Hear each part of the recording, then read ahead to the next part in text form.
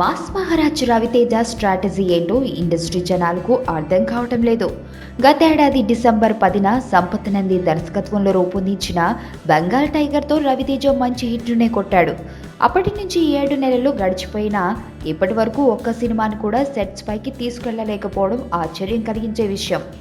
ఏడాది 3-4 సినిమాలు రిలీజ్ చేయగల ఎనర్జీ ఉన్న ఈ హీరో అసలు మొదలు పెట్టడానికే ఆలస్యం చేసేస్తున్నాడు. రీసెంట్ గా తనతో పవర్ మూవీని తీసిన కేఎస్ రవీంద్ర అలియాస్ బాబీకి మాస్ మహారాజ్ సినిమా ఆఫర్ ఇచ్చాడనే వార్తలొచ్చాయి. ఇప్పుడు ఆ ప్రాజెక్టు కూడా అటకెక్కేసిందని తెలుస్తుంది. సర్దార్ గబ్బర్ సింగ్ ఎఫెక్ట్తో డీలా పడ్డ బాబీకి పిలిచి మరీ ఆఫర్ ఇచ్చాడు రవితేజ. కానీ ముందు చెప్పిన లైన్ ఓకే అనిపించిన బాబీ, కోనా వెంకట్లు ఇద్దరూ కలిసి తయారు చేసిన ఫైనల్ స్క్రిప్ట్ ఏమాత్రం ఇంప్రెస్ చేయలేకపోయిందట.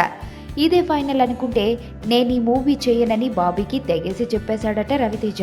బెంగాల్ టైగర్ తర్వాత దిల్ రాజుతో చేయాల్సిన సినిమా క్యాన్సిల్ అయిన సంగతి తెలిసిందే.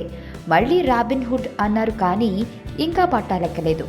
నిర్మాతలు మారడం లాంటివి జరగడంతో దీనిపై కూడా అనుమానాలున్నాయి. ప్రస్తుతం రమేష్ వర్మతో ఓ స్టోరీ గురించి మాట్లాడడం జరుగుతున్నా అది కూడా ఇంకా ఫైనల్ కావాల్సి ఉంది.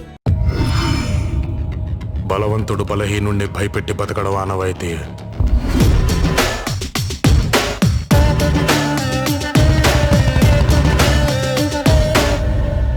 But for a change